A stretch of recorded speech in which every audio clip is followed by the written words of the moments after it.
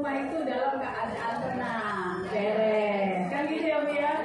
Biar kita di luar tuh happy gitu ya, senang gitu. Ibu-ibu, ini pertama kali saya berhadapan dengan ibu-ibu organisasi Aisyah. Saya kaget sekali ketika diundang Ibu Emma, ya, diundang oleh Dewi Aisyah. Saya langsung berpikir, aduh keren sekali, saya ini siapa? Karena saya tahunya Aisyah ini adalah organisasi perempuan yang besar dari Indonesia. Dan lahirnya itu sudah sejarahnya panjang sekali. Dan tentu organisasi ini terdiri dari perempuan-perempuan yang berpendidikan, yang mumpuni. Dan faktanya saya melihat sampai di sini, sinar-sinar muka yang pandai-pandai cantik. Oh keren. Jadi saya sungguh bangga sekali berada di antara ibu-ibu. Terima kasih untuk undangannya, bisa berbagi di sini. Saya tidak akan memberi pencerahan pada madrasah, karena ibu-ibu ini udah pintar-pintar. Kita berbagi pengalaman saja, karena saya sebagai pegiat pemilu gitu pernah berpengalaman dalam ngompor-ngomporin gitu loh, jadi kompor gitu ya, jadi provokator apalah namanya tentang perempuan dan politik. Jadi saya bukan anggota KPU lagi, jadi saya dulu pernah menjadi komisioner 2003 dan sampai 2008. Selanjutnya saya menjadi pegiat pemilu dan pengamat politik. Nah, senang karena selalu bisa mengadvokasi, memberi semangat ibu-ibu, ayo ibu-ibu, ayo gitu. Jadi saya selalu senang mengompori gitu ya, istilahnya mengompor. Jadi dari 2004, 2009, 2014 dan 2019 sudah 5 kali ya pemilu. Saya selalu kampanye, apapun partainya, pilihannya adalah perempuan. Jadi walaupun partainya merah, biru, kuning, putih, hijau, abu-abu, apa ya, pokoknya pilihannya adalah perempuan. Nah, saya sekarang ini mewakili memang dari Organ Perempuan yang peduli soal perempuan dan anak, namanya Balis Ruti.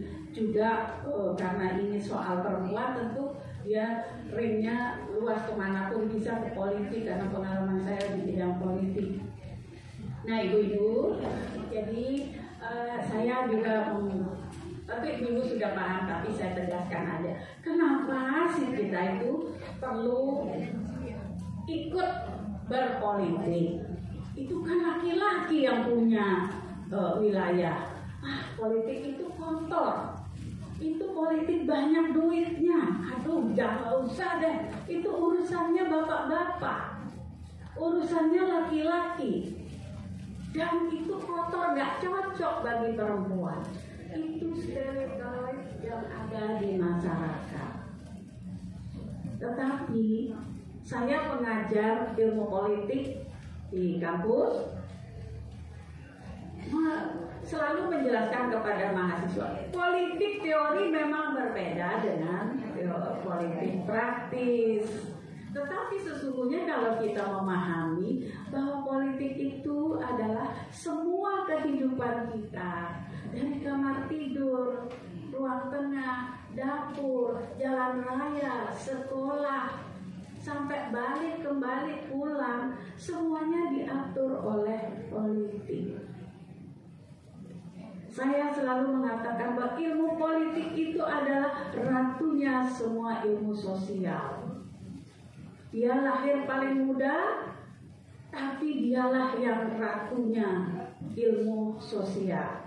Kenapa? Karena dia ilmu politik inilah yang mengatur semua kehidupan kita. Saya selalu bilang pada para remaja, belum nikah kan? Kalau nikah nanti, kalau bilang, kita mau punya anak berapa? 2, enggak 4, enggak 2. Kenapa? KB bilang 2 anak lebih baik. Siapa yang menentukan? Politik. Pagi-pagi si ibu ini bangun, masuk ke dapur. Aduh, ternyata berasnya lagi sedikit, minyak gorengnya lagi sedikit, semuanya serba sedikit karena mahal. Siapa yang menentukan 9 harga bahan pokok? Politik. Ketika kita keluar mengantarkan anak sekolah, angkotnya mahal, motornya nggak ada bensin. Siapa yang menentukan? Politik. Harga bahan bakar? Politik. Begitu sampai di sekolah, kita kan katanya sudah dibayar pakai bos kan anak-anak, tapi ada lagi biaya-biaya tak terduga. Apa itu? Ini itu dan sebagainya. Adanya bos, siapa yang menentukan? Itu juga politik. Ketika kembali pulang, kita punya orang tua yang harus kita rawat. Kesehatannya, jaminannya, makanannya, mestinya itu juga diatur oleh politik. Ya, jadi seluruh kehidupan kita, saya selalu bilang pada para anak-anak muda bahwa seluruh kehidupan kita itu diatur oleh politik. Mau tidak mau kita harus ikut diatur. Kalau nggak mau ngatur ya kita diatur, ya kan? Nah, untuk membuat semua kita menjadi lebih baik, kita memang bersyukur kita sekarang bisa berpakaian baik, bisa bersekolah, bisa bekerja, ya, bisa mendapatkan pekerjaan yang baik, perempuan bisa sekolah. Bersyukur itu karena politik. Coba lihat di negara lain, perempuan sekarang nggak boleh sekolah, tidak boleh keluar rumah, tidak boleh bekerja. Kita bersyukur di Indonesia sekarang ini, kita sudah merdeka berapa ya? 76 ya? 76 tahun. Kita adalah negara plural yang terbesar. Mayoritasnya Muslim. Tapi negara kita plural, paling besar, paling beraneka ragam. Gak ada saingannya. Tapi kita bertahan selama 76 dan kita harus bertahan selama ratusan tahun. Demi apa? Demi anak cucu kita. Kalau kita pecah, berantakan, bisa saja kita tidak bisa keluar lagi, tidak bisa sekolah lagi, tidak bisa bekerja lagi. Ini semua karena politik. Jadi politik ini kita tidak harus menjadi semuanya menjadi wakil rakyat, semuanya menjadi anggota partai politik, tidak. Tapi kita yang tidak menjadi anggota partai politik, tidak menjadi wakil rakyat, tidak menjadi kepala daerah, harus ikut berkontribusi.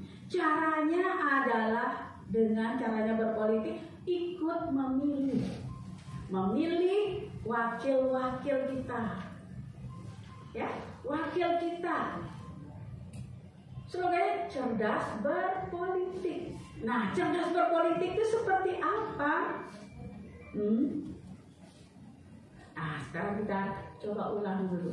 Kalau di rumah kita diatur oleh ayah ibu, ibulah yang paling tahu bagaimana anak perempuannya menstruasi. Bapaklah yang paling tahu kalau anak lelaki remajanya mimpi malam, ya, mimpi basah, mimpi basah. Dia yang paling tahu. Jadi semua kebutuhan anak laki dan anak perempuan diatur bersama-sama oleh bapak ibu di rumah kita. Bayangkan kalau hanya ibu saja yang ngatur, ya memang selalu biasanya sukses ya, tapi tentu lebih lengkap kalau ada bapak. Begitu pula kalau hanya bapak saja yang atur rumah, nggak ada ibunya, bayangkan di situ juga di rumah rakyat, di DPR RI, DPRD provinsi, DPRD kabupaten. Nah kalau bapak-bapak aja yang di sana, sama dengan rumah tangga kita diatur oleh bapak aja. Rakyat kita, padahal anak-anak kita adalah laki dan perempuan. Gitu. Jadi, bagaimana agar rumah rakyat itu ada perempuannya? Di mana memang susah payah sekali sampai ada kuota 30%. Ya, sudah 5 kali pemilu kita. Agar ada di sana di rumah rakyat itu ada bapak dan ibu yang bisa mengeluarkan segala regulasi yang pro terhadap keadilan.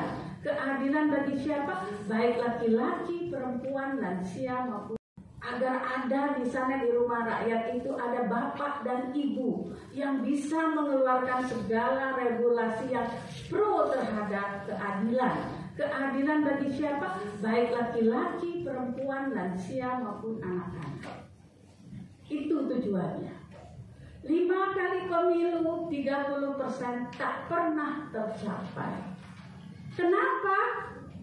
Kalau saya selalu bilang, itu saat saya bicara di Kaukus Perempuan Parlemen, ibu-ibu harus merubahnya kalau nanti sudah ada sebagai wakil rakyat di DPR RI. Nggak akan mungkin itu yang duduk 30%. Lah kalau calonnya aja cuma 30%, kan nggak mungkin menang semua. Ya kan? 30% belum berguguran lagi 30% itu yang pasang-pasangannya juga nggak dipersiapkan dengan baik. Kita 5 kali pemilu, Bali saja sekarang berapa? 15%-an, ya? Itu 5 kali pemilu loh. Lagi 10 kali pemilu juga tidak akan bisa 30%. Karena calonnya cuma 30. Itu pun nyarinya susah payah. Partainya yang dimasukin maksa-maksa Kak.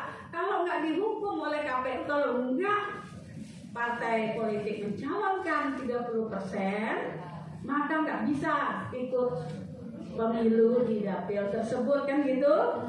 Wah, partai politik kalau nggak digituin nggak mau, cari semua pokoknya ikut, entah itu dadongnya apa siapa gitu, semua dimasukin. Yang penting memenuhi. Lah, yang betul-betul berkompeten berapa yang masuk? Jadi jangan masuk akal kalau kita tidak pernah mencapai 30%. Karena wakilnya, ada calonnya saja hanya 30. Kalau calonnya 50-50, nah baru fair ya. Soal kalah menang ya terserah nanti kan di lapangan kayak apa, mau 10%, mau 30%, bahkan 40% menang, it's okay. Yang penting dari pencalonan aja dulu 50-50 gitu. Nggak akan pernah, atau kalau udah 30% ya sudah. Yang menangnya itu, yang menang kasih 30% perempuannya gitu. Itu waktu itu saya selalu ngomong begitu. Kalau nggak begitu kapanpun nggak akan pernah mencapai 30%. Kemarin waktu seminar KPP, Kaukus Perempuan Parlemen, mengajukan usulan-usulan itu untuk ke Kemen PPA. Nah, Kemen PPA mungkin nanti akan mengajukannya ke DPR RI. Tetapi ibu-ibu yang nanti maju 2024 dan kalau berhasil, nah disitulah perjuangan semua regulasi-regulasi yang pro terhadap perempuan. Artinya bukan pro gimana ya, biar adil gitu ya. Sejak perempuan ada di sana, ya walaupun jumlahnya kecil, kan sudah ada sekarang keluar undang-undang PKDRT, undang-undang TPKS. Nah itu hasil perjuangan perempuan. Tetapi bapak-bapak bukan berarti dia tidak berjuang. Tapi biasanya bapak-bapak tuh pikirannya tuh yang besar-besar aja gitu ya.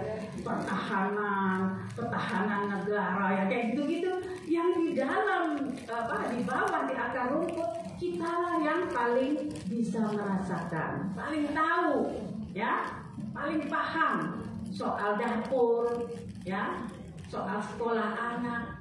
Itu kita yang paling tahu. Karena itu ketika mereka membuat regulasi tentang yang terkait dengan itu, kita harus ada di sana.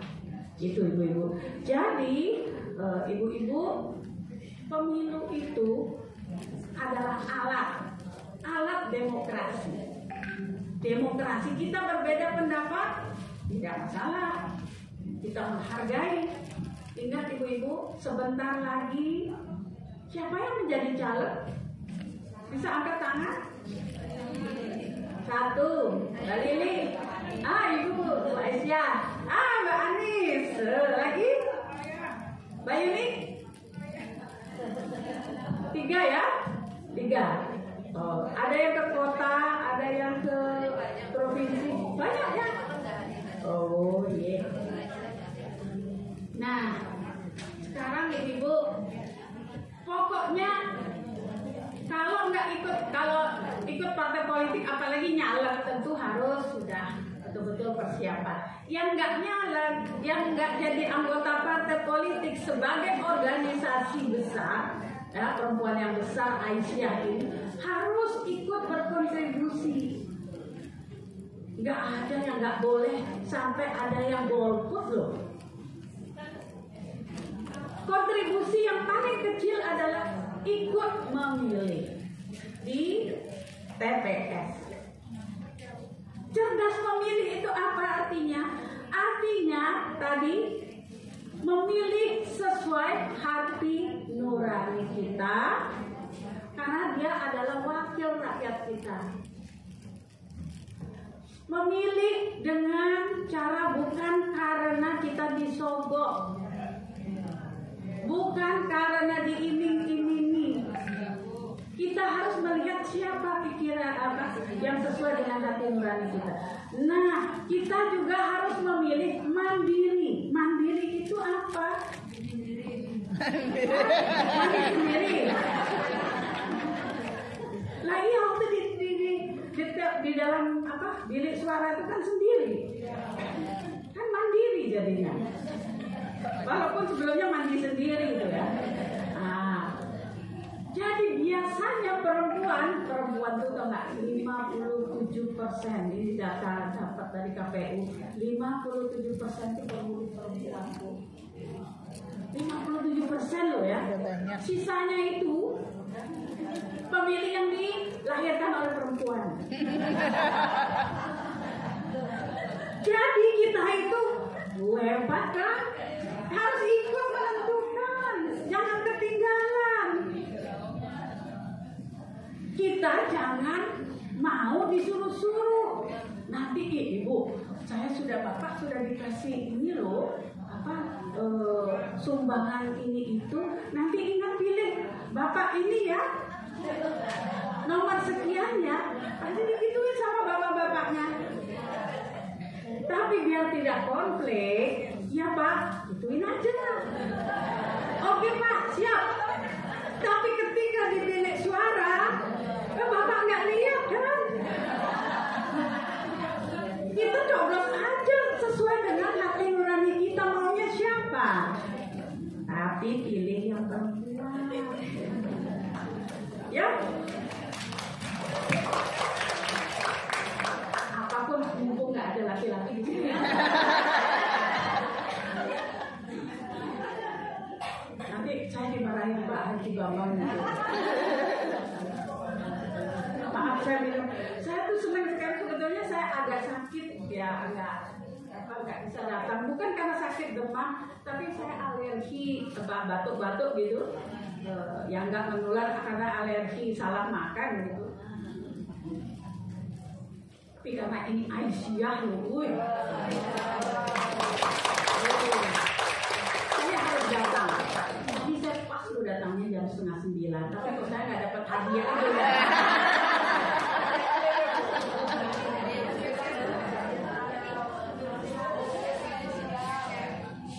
Jadi ibu-ibu, ini pemilu 14 Februari 2014. 2024.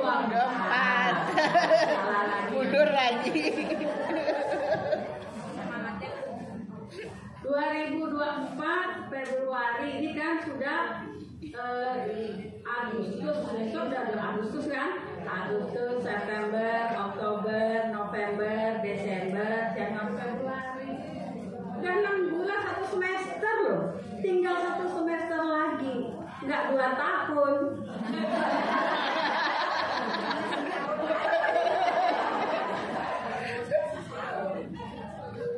Jadi kita ini sekarang katanya panas gitu ya, tapi nggak apa-apa panas. Memang di Eropa juga panas lah itu suhunya.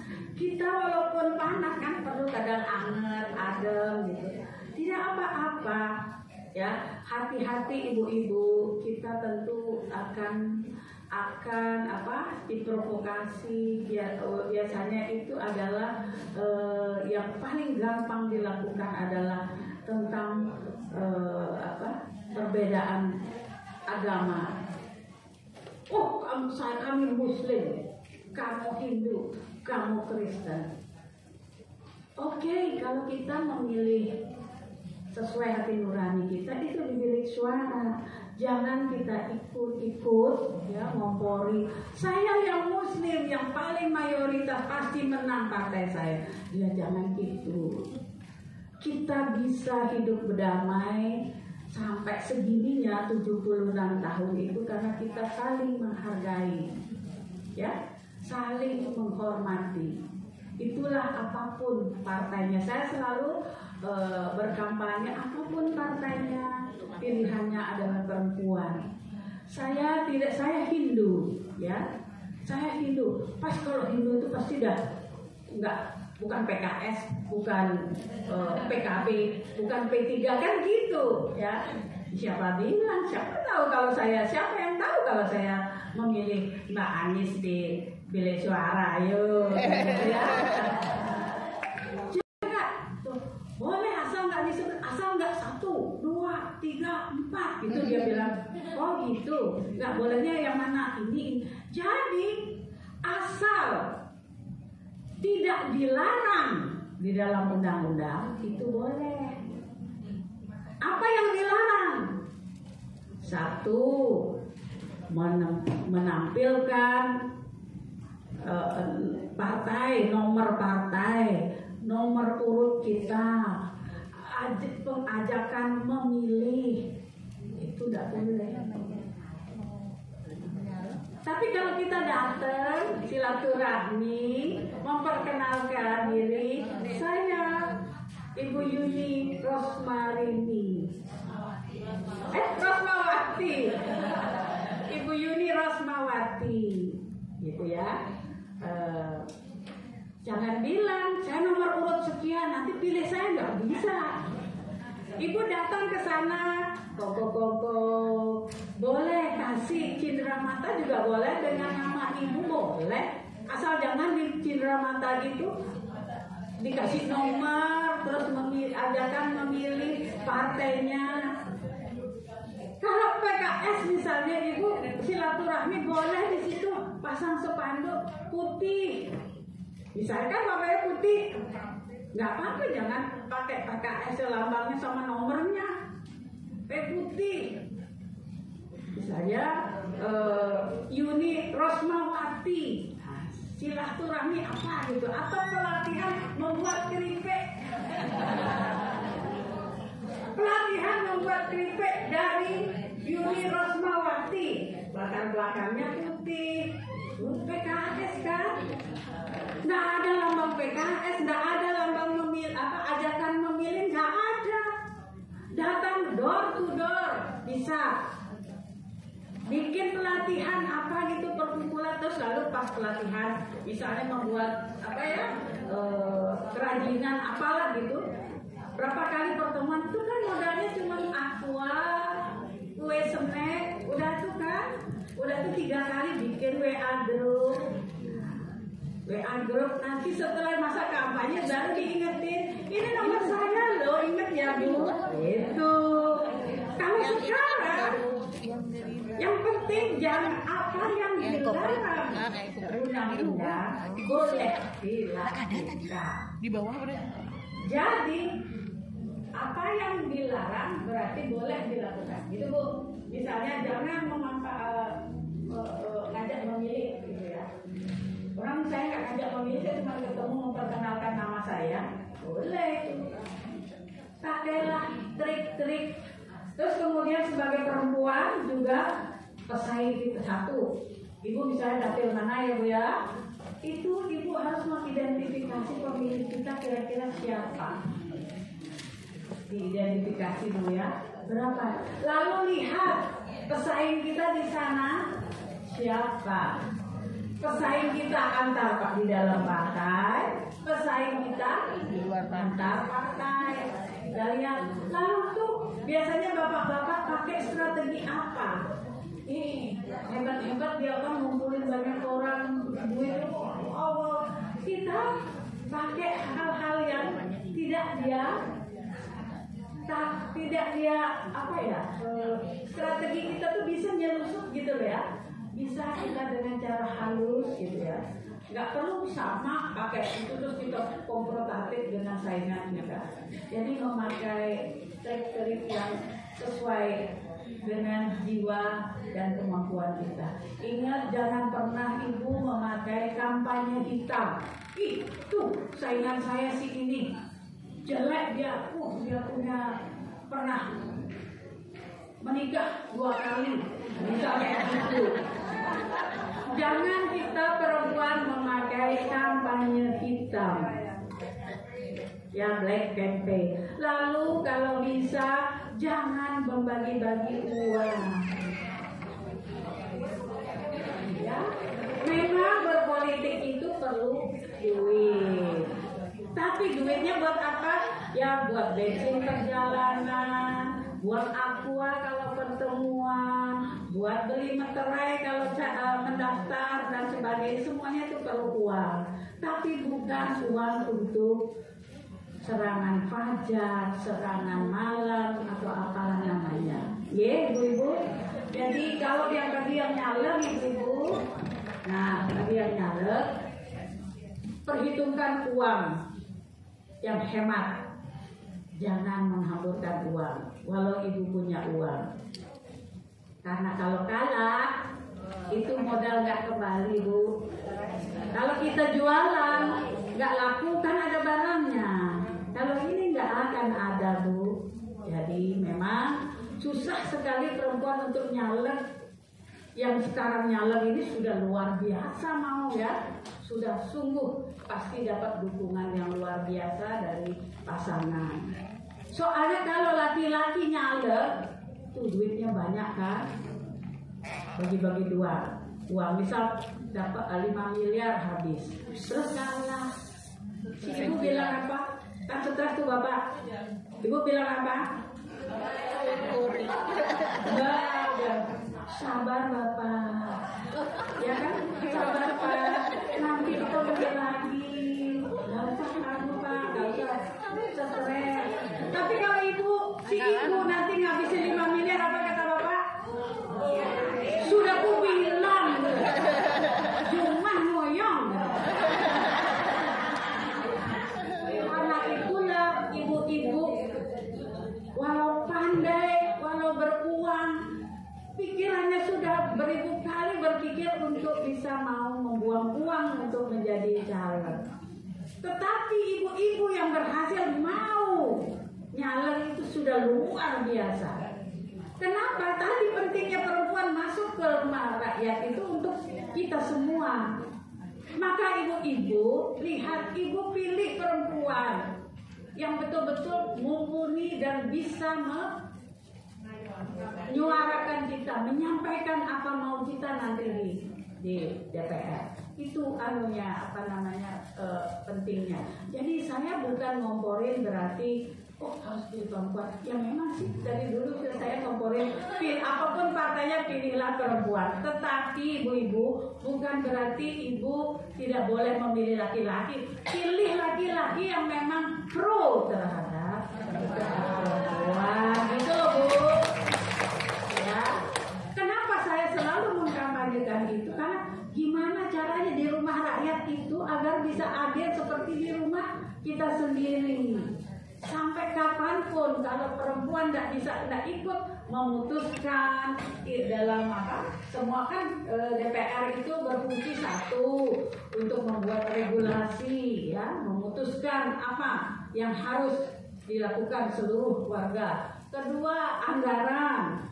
Ketiga, pengawasan. Nah sekarang cuma bapak-bapak aja yang dominan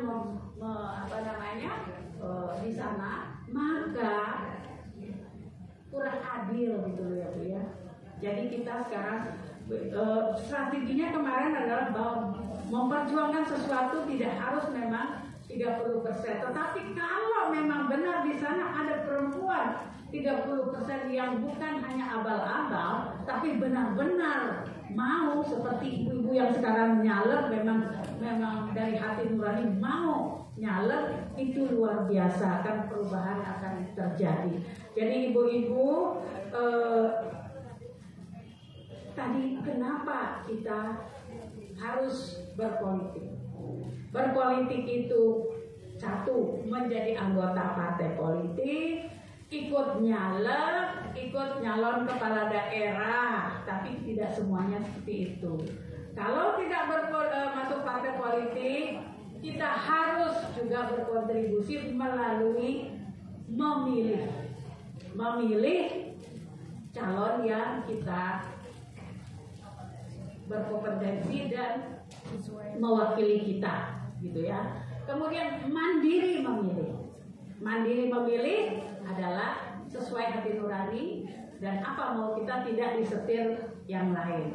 Yang ketiga, untuk bisa mandiri dan cerdas memilih, kita harus mengikuti semua berita-berita politik, perkembangan politik, terutama caleg-caleg ibu-ibu yang nyalek, caleg sekarang ya, tetap ikuti peraturan regulasi KPU, Bawaslu, ikuti, karena itu akan berubah terus nih. Sekarang pun katanya, ini saya dengar kemarin itu, bahwa nanti surat suara tidak ada fotonya, jadi nama saja. Jadi mulai sekarang tuh oke lah, foto kita belum tahu apakah dipasang apa enggak, tapi yang jelas nama. Jadi kita perkenalkan gerilya dulu pakai nama. Yuni Rusmawati, ada kipas gitu, ingat dia. Nanti ketika di WA lagi, Yuni Rusmawati nomor 3 loh, baru begitu.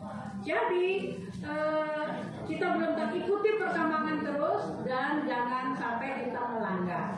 Kemudian ikuti perkembangan politik, ingat jangan kemakan hoax sekarang kan banyak itu di YouTube kita biasanya paling rajin ya, kaum perempuan paling rajin share, tangannya tuh cepat sekali, secepat kita di dapur ya kan. Kalau itu bagus kayak gitu, kayak kita motong tuh bawang apa gitu, gitu. Jadi itu ibu-ibu yang namanya cerdas memilih. Nah ibu-ibu,